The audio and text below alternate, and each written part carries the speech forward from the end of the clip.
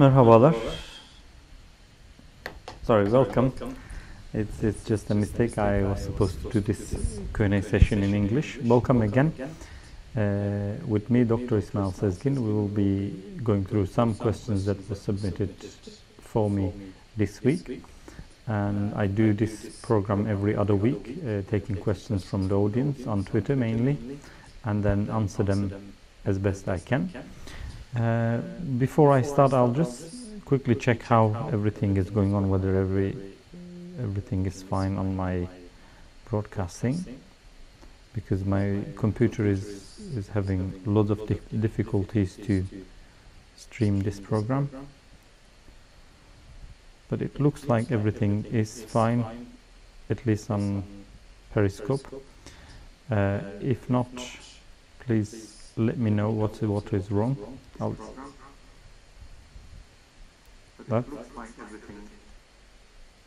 Is there a double sound? No, you may not hear that, but there might be some double sound. I'll have to quickly check that. It's very easy to send a message on YouTube. If anyone is watching from YouTube, can you please highlight it on that there might be some problem regarding the sound. The sound is echoing, yeah, that's what I assumed so. So, quickly.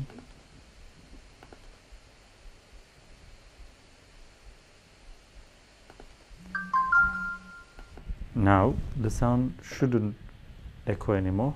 It should be fine now. I've just figured that out, thank God, before it ruined the program. Now it should be fine. The next time if you want to see that, you have to just check it from what the outcome is. So thanks for the Patreon supporters. Now I can afford to have an assistant in the same place, so we can actually help each other to identify the problems earlier before it ruins the program. So as far as I can see, the echo has gone, because when there's two receiving and for the video, this sort of problems emerge. So we're going to talk about a number of questions today. I have chosen as the highlight for why the Hizmet Movement has no supporters. If you are watching this program first time, I'm Dr. Ismail Sezgin. I have submitted a PhD about the Hizmet Movement and Moral Responsibility Understanding of Fethullah Gülen in 2014. And since a man with my qualification doesn't have much academic prospect in Turkey, where there is some value in working these issues, I have devoted my service to you and over the internet, as you know, doing video blogs and some activism, which is all supported by my Patreon page, almost $1,300 a month now. So I have to do this every week, take questions and answer, because of the generous support of the people who want me to do this. And once it becomes 2,000, I'll be doing this full time, and you will be seeing more of me every day. So the first question to discuss today is, what is the role of Gülen movement in the UK context in terms of issues such as radicalism, dialogue, education and philanthropy, or ideas such as big society? Well, although big society is relatively an old idea, probably died a little bit with Cameron's resignation. So first of all, how shall we take the question? Thank you very much, Sadek Çınar, for asking this question. There is two questions: what is it and what it should be? Because in terms of the role of Gülen movement in UK context, we can't really talk about a lot of contribution that Gülenists are doing in the UK, because it's a relatively small size community, although it has loads of influence in many areas, especially in dialogue studies and some other aspects. But I'll try to expand on that in different ways. First of all, in terms of its actual contribution to big society or efforts against radicalization or contributions to education and philanthropy. This is a different issue. For instance, in terms of education, the movement has a school, and it had another school in Bradford before. Now it has one school in London, which operates in London as a secular school, grammar school, in line with the movement's teachings. Although it is an Islamically inspired movement, the education they choose to give is a secular school with an emphasis on personal development and scientific excellence. In terms of dialogue activities, there is a very successful dialogue organization, Dialogue Society. You should check out their website. There is too much they're doing in terms of community cohesion, building bridges, etc. There are also courses which I helped developing one of them, Dialogue in Islam, which is a course developed to create resilience against violent extremism. In that course, you learn the context and the meaning of all of the Islamic verses or hadith or historic information that can be easily taken out of context and used to recruit people for violent extremism. So in that course we cover loads of topics. I say we cover because I really contributed quite a bit to that, and also delivered in various mosques and cultural centers, and still delivering it whenever I'm asked to do so. It's a very important course. So in terms of tackling radicalization, there are some other books and research papers. In terms of increasing community cohesion, there are manuals of how to organize an iftar dinner and how to organize a community cohesion event and everything. You can find them all of them in Dialogue Society's webpage. The movement also has a number of supplementary schools, mostly in London, but in Birmingham, in Leicester, in different places where they support students to get better results from their tests and exams, and help them do their homeworks. So in these terms, there is a lot going on. But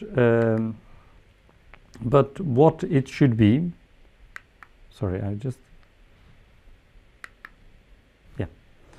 So in terms of what it could have been is a different thing. I mean, like, the movement can actually contribute in the UK to a lot of the debates, especially in radicalization or de-radicalization efforts, increasing the dialogue perspective. And the movement can learn a lot from education system of the Britain and the experiences, and maybe fill a niche market about the Muslim society and their education and their integration with all that efforts. And it can definitely provide a lot if the movement decides to concentrate on local issues. That's the problem. Unlike many other countries where the movement has operations, like, for instance, when the movement goes to open a school in Kazakhstan, they tend to open the school for Kazakh children and help the Kazakh children be more successful. But in Europe, in some countries, especially for instance in Germany, because there is a massive number of Turkish immigrants in there, when the movement members went there, they put their one foot at least on the Turkish group in there. So they actually did a diaspora work rather than native German work. So similar problem happened in UK as well. You can see most of movement's efforts are around the Turkish citizens in the UK. So all these efforts we talk about, dialogue and others, is a very, very little part of human resources of the movement in UK. If the movement decides to allocate more resources to natives of Britain and the problems of Britain, I can see that they can contribute a lot in ongoing debates, and they can be a genuine agent. They can be a genuine contributor, a player in helping in various ways. Recently, I can observe that, for instance, in terms of charity work, the Time to Help has started doing more local work, like helping the Grenfell Towers victims or Manchester bombing victims and everything, and they increase their fundraising events around those topics rather than only helping Africa or Turkey or different places where they need help as well. So in this case, the current role or the contribution of the movement may not be great, but the potential is much bigger than what it is at the moment. Once again, thank you very much for the question. That is my answer to what is the role of Gülen movement in the UK context in terms of issues such as radicalism, dialogue, education, and philanthropy, or ideas such as big society.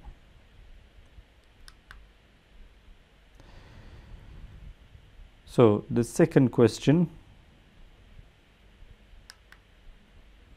what kind of a citizen does the Gülen movement aim to form up? Is there a specific type? Well, again there is a category within the question. First of all,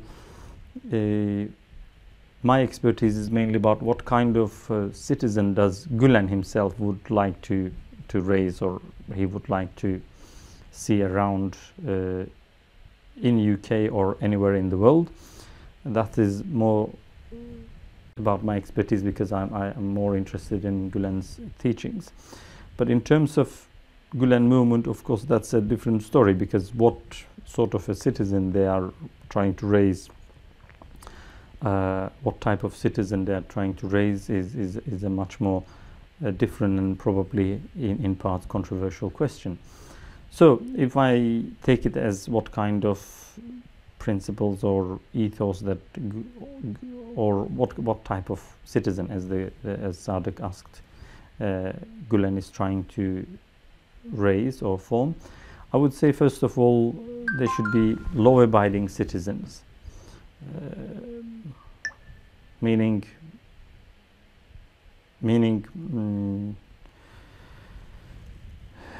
as part of Islamic creed that you have to obey the law, but most people think this is the best any man or any Muslim can do, just to be a law-abiding citizen.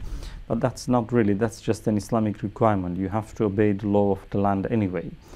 And that's one aspect of it. The second aspect, maybe more important than the law-abiding citizen, I think Gülen would emphasize on raising proactive citizens who are contributing positively to their citizens, and starting from their inner circle of their own self, looking after themselves, educating themselves, learning and improving their potentials, and looking after their family and their well-being in the most important issues, especially again education and achieving full potential and other related issues and welfare issues, and then going wider neighborhood and the community and the nation and humanity, you know, so in concentric circles, a proactive citizen that contributes positively to its own society in varying degrees, increasingly varying degrees in concentric circles.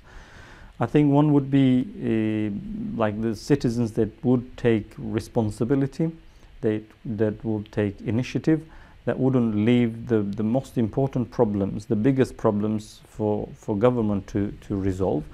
In fact, it will try to resolve themselves by taking initiative. We can see that Gülen, as a religious scholar, as a young religious scholar in Turkey, he initiated the Hizmet movement, so he can actually and help contributing the problem of ignorance, or contributing the solution of education when he sees the problem of ignorance is emerging. And then when he saw that loads of people are moving into cities and loads of youngsters are coming with them for university education, he asked people to open up dormitories to look after them. And then the more he sees the problem, the more he reacted. In the 90s, he realized the society was polarized too much between seculars and religious conservatives. So what he advocated for was then a dialogue, building bridges amongst them. So he organized iftar dinners to bring together all aspects, all different communities and religions together, so there is a room for discussion and everything. So I think there will be like a responsible citizen who takes initiative when he sees a problem. So this is where I have to separate what Gülen is trying to achieve and what Hizmet Movement or Gülen Movement is achieving. In one part where in theory Gülen advocates for this proactive responsibility-taking citizen and put into spotlight and want someone like that, in reality what happens is in most Gülen members are seeking more, let's say, obedient citizens, let's say, you know, or members, at least among themselves. So that there is, you know, like as usually that happens, is there is a difference between how theory is explained and how it's put into practice. But that's normal, that happens everywhere, and the idea is to just continue that debate until the theory is actualized as much as it can be. So another would be a peaceful person, perhaps we can say, and I would say another would be is someone who can find the golden mean. I'm planning to do something separate about this topic, but Gülen emphasized a lot about finding the golden mean, just like Aristotle talks about it. So not too courageous but not too coward, not too extravagant but not too thrifty either. So a person who can find the right amount of virtue and wisdom and chastity and do everything at best he can do. That's sort of a golden mean, or in Islamic terms, someone who knows and understands what Sirat al-Mustaqim is, what avoiding extremes means. So that is, I think, the type of citizens that Gülen is trying to raise.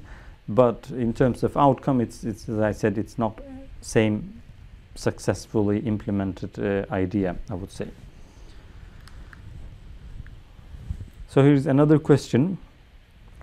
I think in this question it says, again, Sadık Çınar, because he's got like 5 questions where I put them in here. Why Gülen Movement has no outside supporter or friend group in Turkey? Is that merely the movement's fault or what? So first time I read the question, because it started with UK, you know, Sadık started this question with UK. I take it as a question abroad or UK, but now I'm realizing that it was about Turkey.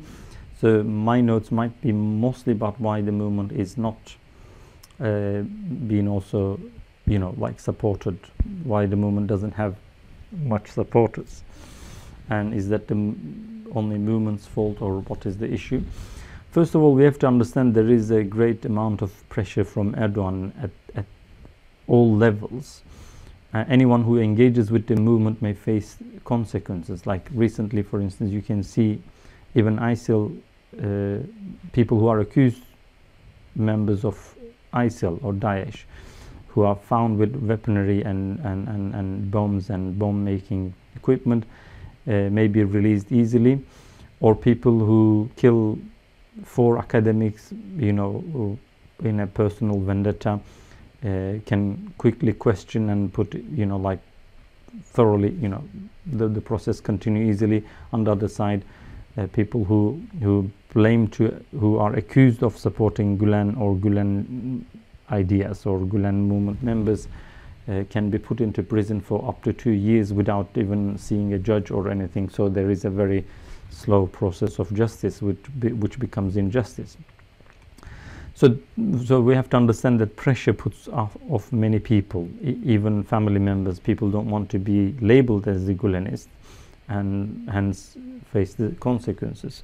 For instance, this sort of pressure can even work on Amnesty International.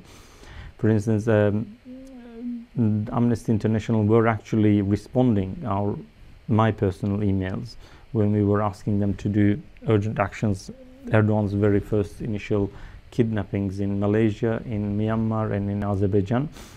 But after that, what Erdogan did is he arrested Taner Kılıç. I don't know whether there is any relationship between two of them. Taner Kılıç is arrested of aiding Gülen movement and being part of a terrorist organization. Same again, Gülen movement, and also using a totally legal app, just a made-up story for people to be put under suspicion. Although his lawyer said that he didn't even download anything, that's beside the point. But after that arrest, Amnesty of course didn't stop its work, but then another 10 human rights defenders, including the Amnesty chair İdil and 9-10 other human rights defenders were arrested. I think it created some pressure, so you can see that it might be just a coincidence, but there wasn't any urgent action, although Erdogan managed to kidnap 80 people in 18 different countries, according to one of his deputies. So it seems like this sort of a pressure that Erdogan creates, anyone who engages with the movement, is almost deduced from normal social life and freedom in Turkey. So people have, in the most sense, may have their difficulties and they might be afraid. And this of course relates to other individuals as well, professors, NGOs, politicians, activists, academics who may want to say something but not necessarily say anything because they don't want to be persecuted as a Gülen member or Gülen supporter.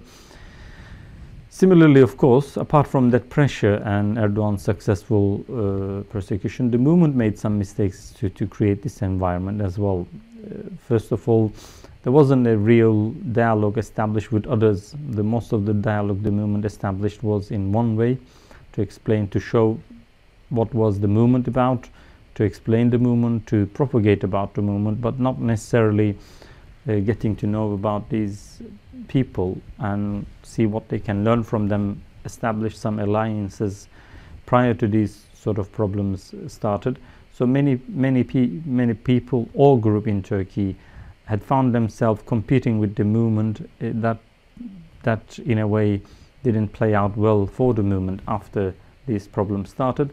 Similarly, abroad, many people that the movement has actually approached and established dialogue with was mostly about telling them about what the movement is trying to achieve, and not necessarily an exercise to find ways to work together, get to know one another. That's probably what will follow at this stage, but that wasn't the case. Another reason I think that the movement, or at least its decision makers now, doesn't seem to understand the importance of cooperation, working with others, increasing allies, decreasing enemies, helping each other. Hence, they're not even trying to increase their allies, for instance. You know, like you see that Erdogan is trying to single you out and put you into an isolated situation, but you're not effectively trying to increase your friends around the world. You're not engaging in various activities where you may find different cooperation, different people who would like to work with you, and then eventually you end up in a more isolated situation. And I think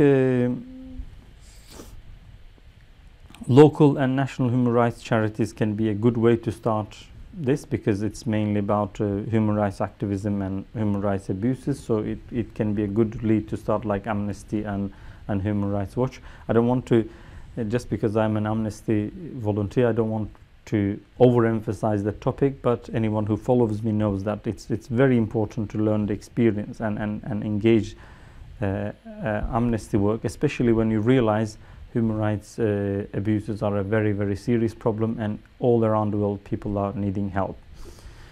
There is another point about, particularly about other Muslims. I think Erdogan has a very successful propaganda via the popular soap operas or popular movie serials and popular movies in the Middle East and other Muslim countries, like Ertuğrul, The Resurrection, or whatever, if it's even on Netflix. and other, like specifically targeted propaganda, like he may say a few words about Myanmar and send help immediately and win the hearts of the Muslims around the world.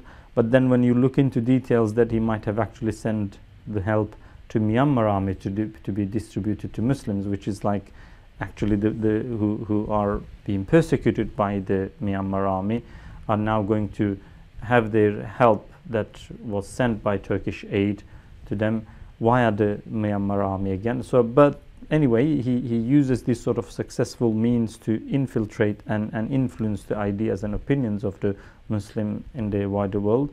So Muslim groups are, of course, will have loads of suspicion about the movement, and it looks like the movement, or at least its decision makers, are not necessarily seeing this as a particularly important problem, letting that seeds of suspicion grow, and the movement will be singled out further. So as a conclusion, I believe there is we can blame both Erdogan's very efficient persecution and aggressive persecution around the world, including kidnapping people from Europe, just like Putin or China does. It's not like an invention by him, but any political leader would want to persecute its opponents abroad as well, and Erdogan does exactly the same thing, and he's doing much more aggressively and successfully in a very short time. But there is also that we can say the movement's inability to provide countermeasures, counter strategies, to come up with proactive plans to protect itself, to increase its allies, to find new friends, expand its base, to improve its empathy and help others. In return, he may receive some help and engage in further dialogue. Rather, it looks like it's trying to close in more and more, create a core group of people that supports each other, which I believe might turn one of the most liberal Islamic modern movements into a more closed group, which won't achieve its full potential. So that's my answer to second question. Oh, sorry, not even second. It was probably third or fourth. So another question: does the Gülen movement engage in identity politics based on faith or nationality, for example? Well, I think although in theory the movement is open to all identities and cultures, hence they go abroad and open schools and work with all different communities. In most of the schools, the teachers are from native teachers as well. Then now recently I'm hearing that increasingly not only the teachers, managers, in some cases the owners are now native people of the country, not necessarily Turkish people. So that is there. But in practice, does the movement really engage in identity politics in positively or negatively?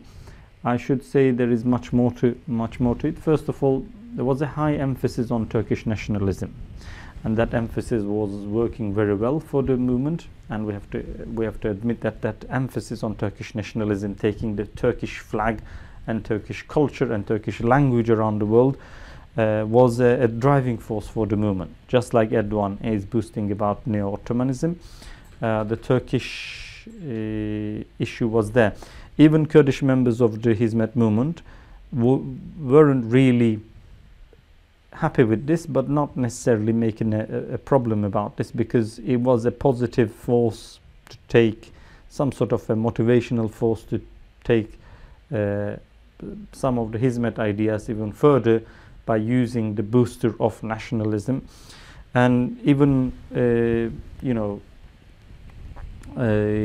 even when I used to criticize about the Turkish Olympiads shouldn't be Turkish Olympiads, because it looks like as if you're going around the world, you can teach Turkish, no problem, but like just highlighting this part of the education makes it look like the whole idea is all about teaching Turkish and competing about Turkish, and it looks a bit like not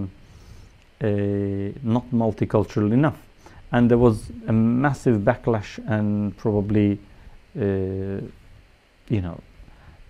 let's say not very sympathetic to this idea when you criticize. Of course we are going to do Turkish language. Turkish is a special language, and this and that. So that shows an important notion of not necessarily politics, but any policy and engagement, a way of prioritizing things based on Turkish nationalism. So it was not only a positive force in terms of advancing movement support, like especially when the movement start opening schools in Central Asia and Balkans, we can see there are many Turkish nationalists who felt heartbroken and disappointed by their own ideologies and parties, started to support Hizmet movement with their funds and with their human resources. But it was also, it was also a negative thing. I wouldn't disagree that it created an impetus for the movement to expand into different countries, but also it also was a bit discriminative. You can see outside after 30-40 years there isn't a considerable amount of non-Turks within the Hizmet ranks, Hizmet movement. I don't think that people don't want to take part.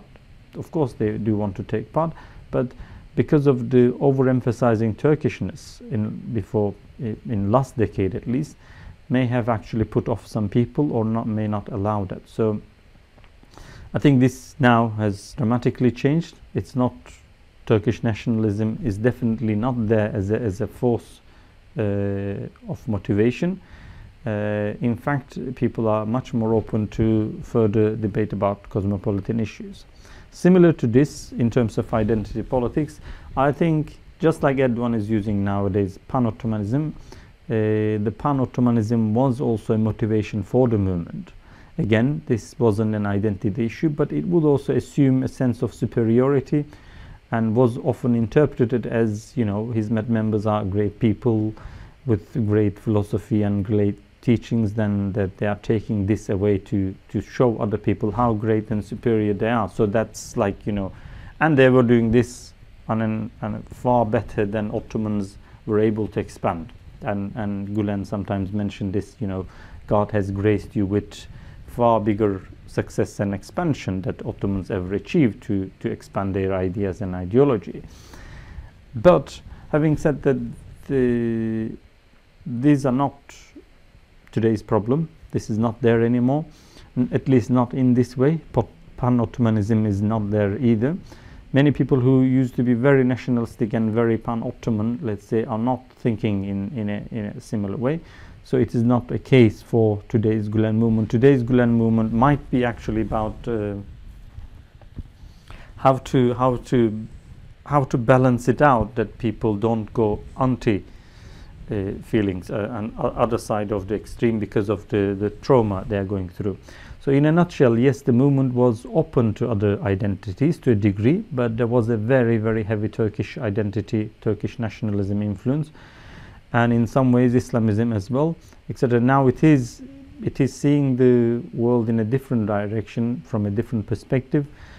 There is a chance that movement members may learn from their previous policy choices and the outcomes and the mistakes they do, and they might actually, because the whole concept of the way the movement was formed as a movement that originated from Turkey, gets most of its financial support from Turkey, gets most of it is human resources from Turkey, which makes it a transnational Turkish Islamic movement up to now, can actually transform itself to a global movement that can be accessed by anyone and everyone, regardless of their faith and religion and identity and creed, who are committed to solve the greatest problems of humanity, like ignorance, poverty, and discrimination.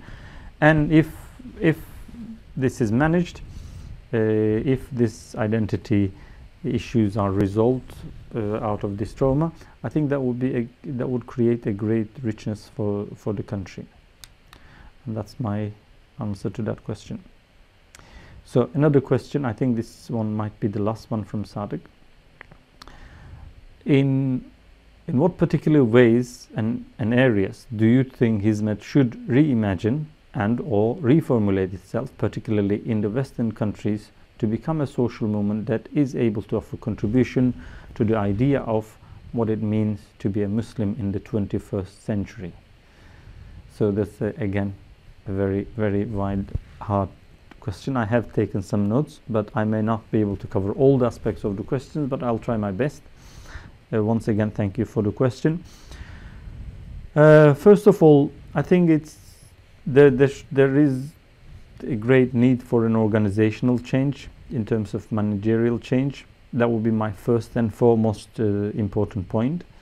When I say this, I don't mean that Gulen should change some people that are managing currently the movement. That's exactly what I am opposing. Gulen shouldn't change anyone or anybody or anything. In fact, I think the individuals, the volunteers, the members of the movement who have a lot of interest in what's going on and who are either approving or criticizing what's going on and the problems, the mistakes, the failures, and the way to move forward. People who are caring about all these issues should come forward and debate further. And they are doing that, which is great. But also take initiative and take part in creating the movement that they want to have, the movement that they want to see, the movement that they have sustainable means to flourish in the future.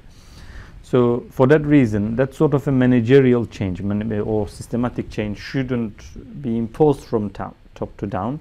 Like even Gulen, I'm pretty sure that he can see the need for that change, but also he should be able to see that change from the top to down will have to be controlled from top to down again, and that won't work. And it doesn't look like what he's trying to do so far. He's trying to actually decentralize the movement as much as possible and make it more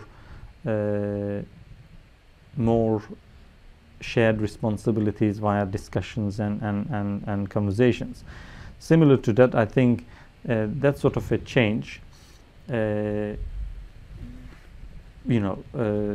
which is demanded by the individuals who take part in the movement, will be more sustainable in long term, because they will be demanding more accountability and more transparency, which will ensure the movement will be successful in the future. I think a social system can only achieve success in a democratic, transparent environment where individuals make sure everyone is accountable for what they do. Otherwise, in the long term, the accountability towards the line manager or to your boss is not enough. That can be easily manipulated. That we have seen that it is being manipulated so many times, even within the movement where people you would assume to be most truthful. I have listened once from a senior movement member. He said Gulen once criticized his friend, said there is an insect takes off from Turkey and lands into United States as a big massive jumbo jet plane, meaning that you are exaggerating every little success, and you are telling me in a way, in Islamic terms, you are lying to me. You are just exaggerating the good news.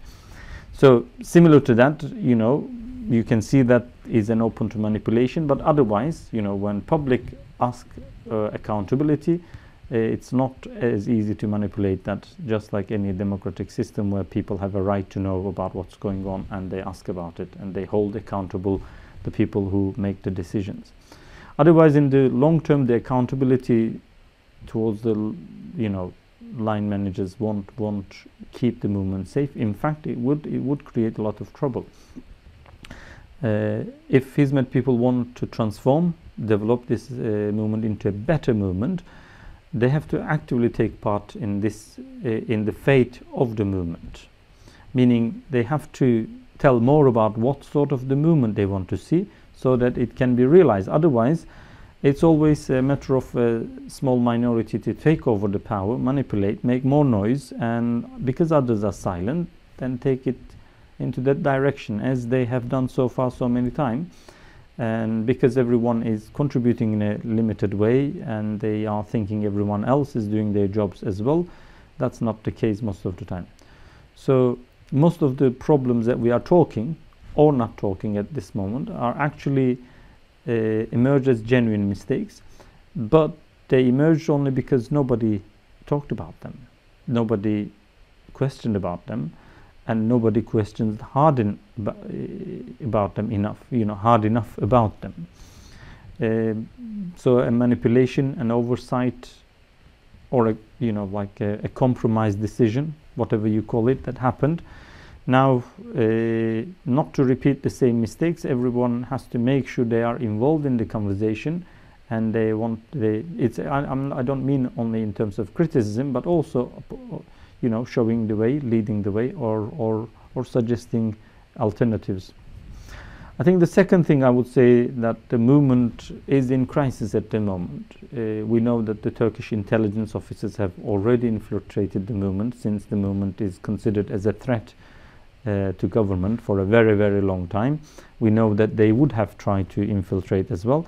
And now with the coup attempt, we have seen that the movement was compromised in many ways, that the movement was, and some part of decision making was infiltrated by these intelligence agencies, and we're not sure whether that infiltration is finished, and I don't think it is finished.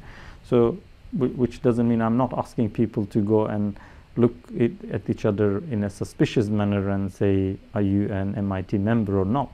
In fact, I'm saying is that the movement has to, I advise the movement and movement members and managers to crystallize the ideas, the ethos, the aims, the objectives, and the methods that they want to achieve those objectives. Like, you want to do education, that's fine. And which methods you want to use, that's fine. What sort of principles you are going to follow, what sort of methods, clarify that. And anyone who doesn't look like following these principles and guidelines should be questioned, because then there is something wrong. There is a manipulation of the ethos in there. That's the only way for at this time to be safe, I think. Once this is done, once this clarification and filtering is done, any suggestion based on, for instance, on manipulation, or any suggestion that would put movement into trouble, can be easily identified with just, they'll say, well, this looks like a violent method, and we denounce violence. It's not proactive, so we want it to be proactive. It's not peaceful, so we want it to be peaceful. Then that would, no one will be able to manipulate you, because you have clear principles and methods and aims and objectives. So just like, people denounce violence, and under no circumstances we will resort to violence, they say. That's why, for instance, it will fail on Erdogan's behalf to portray the movement as a terrorist organization for a very long time, because people will keep denouncing that idea. So all he'll do is he'll provoke and torture and try to create some reaction, so he can prove his point that the movement is actually a violent movement, which is not the case. But anyway, that's my second suggestion, to recognize that the movement is in crisis, and in those sort of crises where the smoke is too thick, where you can't see what's going on, you better go back to basics and establish, the basic principles and stick with them, and then you'll be safe.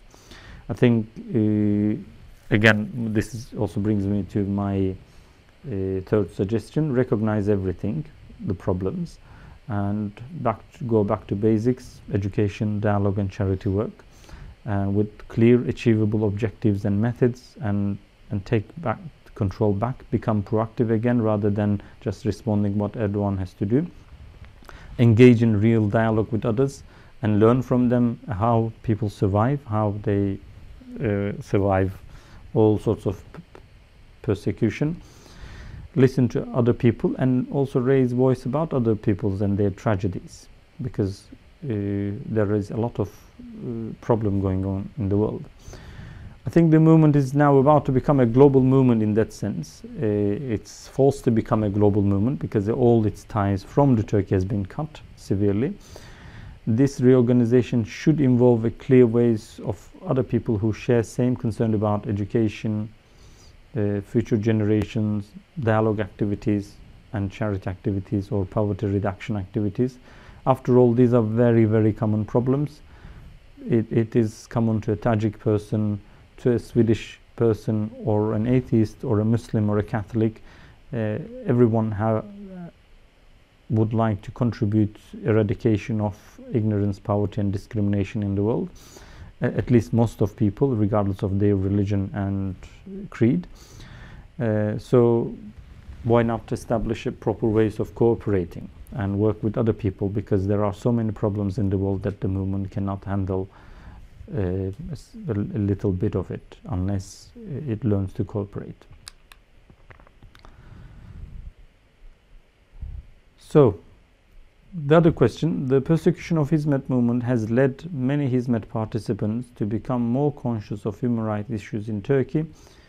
In what particular ways do you think this increasingly raising awareness can or should shape in any of the movement's ethos and practices? I'll just quickly check whether everything is okay, and on YouTube and everything. And I think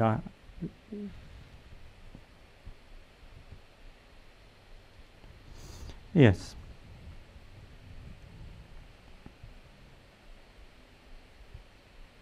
So, in terms of persecution changing the movement is yes, it's true that the movement has become very, very conscious about human rights issues, especially in Turkey, and it is shaping and changing, traumatizing many people. And I think it should take in a form of empathy now, because the movement is not the only movement that is suffering this sort of human rights abuses. There is massive problems in the world. As soon as you go into any Amnesty meeting, you realize that the list is so long and there is too much to do, and that would create an empathy, and in long term that sort of an empathy can transform Hizmet movement, giving ears to other people and their problems, and finding its own ways to engaging with other people as well, which will then lead a fruitful cooperation for many people. I think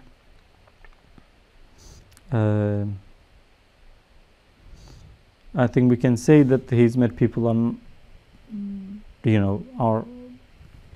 the Hizmet people have an increased awareness at this time, but we can't really say that that awareness turned into practice in many ways. So if the movement engaged with Amnesty, grassroots human rights activism, or other local human rights activism, or national human rights defending institutions, this learning process can be much faster, which may help the movement learn faster to become a truly global movement, I think.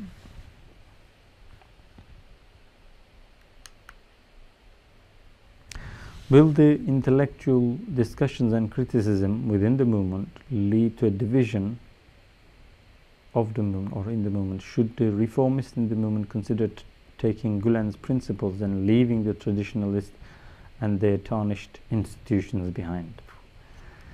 First of all, it's not only an intellectual discussion. I think it's a discussion that is much needed, a healthy discussion. There is a lot of intellectuals, journalists, academics, teachers, activists, just volunteers, public, and different people who uses different names. So it's there, and it's a healthy one, and it will probably lead to a progress, because these sort of debates and discussions just facilitate progress.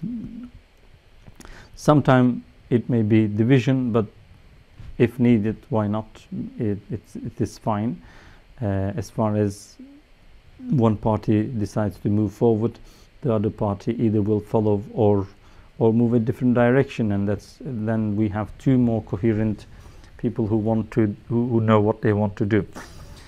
But in my opinion, I don't think anyone should separate, especially not the ones who wants to reform. Any movement or people can make mistakes, and people should discuss those mistakes and find and face with those mistakes, and also amend and change their system. That's the problem we have. Like for instance, in the Middle East, we don't actually develop our systems when we find mistakes. We try to start from the scratch, but sometimes it is the cumulative information. You make a mistake, you learn from it, and you just make sure you correct it, and also or make sure it won't happen again, and move forward. Of course, it won't be easy, but assuming that the movement does not want to fix and change and move forward, some people will like to keep it the way it is, and because they are happy with the way it is and stuff, but it is fine. I think eventually, just like the time changes, just like Istanbul taxi drivers will lose their battle against Uber, the change will happen because times are changing. And if you're right that if you think that things needs to be changed, then they will change anyway. Furthermore, the separation will leave the bulk of movement to go in a different direction. I think it's better to stick together and try to influence within and have a healthy conversation. We have to learn not only facing up to our mistakes, but also, like fixing them and creating better systems and mechanisms to avoid those mistakes, rather than just sticking with them as they are dogma or they are like sacred. One other thing is that we have to learn that the problems of the world are so big that we can't keep dividing on all issues. We have to still compromise, learn to compromise with each other so that we can achieve greater goals. Compromise in the sense that we can at least agree on some issues and continue to work on those issues together. And then if we disagree about other issues, we can just leave it to the time, so the time will make that decision for us. I don't think anyone should leave anything. I think that's part of the problem why we are here today, because many people left loads of decisions, loads of discussions to other people who not necessarily make the best decisions or allow the best discussions to happen. Could these discussions lead to a Puritan movement that focuses purely on doing good based on both spiritual and ethical values and away from the pragmatist political and hierarchical structures of the past? Well, I would say Puritan in terms of simplifying things. Yes, we may need to just over some simplification, and that should be especially about the ethos of the movement, the ideas, the aims, the objectives of the movement. This needs a lot of simplification. It should be understandable by everyone. It shouldn't be like, oh, you wouldn't understand because you weren't born in a specific time and you didn't get to meet Gulen in 1970s. If you knew him then, you would have understood it now. Sort of, it shouldn't be in that way. It should be, if something is universally true and makes sense, it should make sense. It should just put simply. But in terms of moving forward, in terms of institutionalizing forward, I think the issues should become more complicated, more detailed, more more developed. Like for instance, how would you establish an accountability within the system? You have to find a way to do that, and then how would you hold accountable the people who are supposed to hold accountable other people? Then you have to do that as well. It gets progress by finding better ways of doing things, and hopefully there'll be by reforming yourself, you may be able to contribute the reformation of the rest of the world or the rest of your community, and it would create a beneficial change for everyone.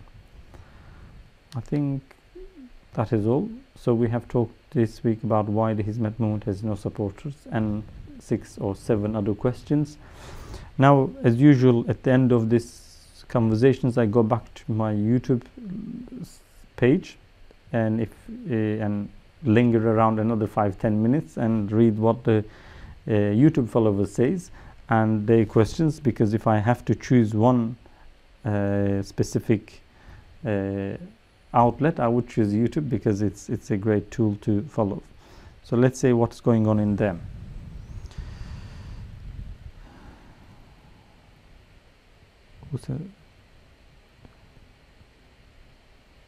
sound is echoing, then it's fine. Is the Hizmet last castle of Islam? Why followers praise themselves with it? Because they may have never been to any other castle, and that's why they think it is the last castle, and that's fine, you know. As far as they don't say it is the only castle, then that will make the movement a takfiri movement, which would be a big problem. What is that question? We do not see Hizmet as the last castle since it's Allah's dawah. Allah will not leave it to perish. Yeah, okay, sure, how to explain. Are we just trying to revive Islam as it is was practiced in Dasr Sadat? Inshallah, we're just trying to revive. Okay, I think there is no questions on YouTube, so I will just pass to my end credits. I should thank my Patreon supporters who supported me with this work, and that's why it is possible. If you want to support and see more of this work, please go on and support me $1 a month, and you may increase it if you see it's a really necessary work, or you may just, you know, cancel that. It's fine as well. And thank you very much for joining. I will see you in another week from now, because next week it will be in Turkish and the other week will be in English. Thank you very much.